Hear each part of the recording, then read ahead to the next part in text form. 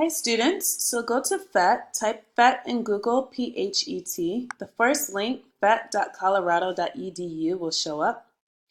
You're then going to go to the upper right hand corner and click that search bar. Type in forces in motion. Scroll down the list. Go to the one that says forces in motion basics. There are two. The one that works best for MacBooks is the one that says HTML5. So you will click on that. And once you do, it will take you to a screen. You shouldn't have to hit download, just hit the play button in the middle.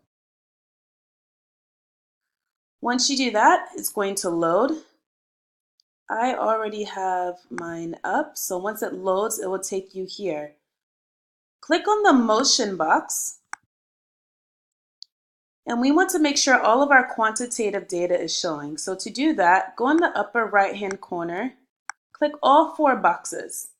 You will now see that a clock shows, which tells you your speed. You will also see the mass of the object. We're going to apply a force. Before we do, record your observations about what the box is currently doing.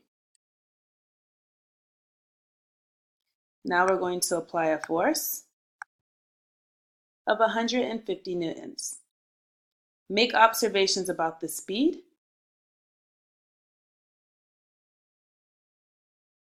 And now make observations about the man. Make observations about what the box is currently doing, which direction is it moving, what speed is it at, and how is this different from when we first started this simulation.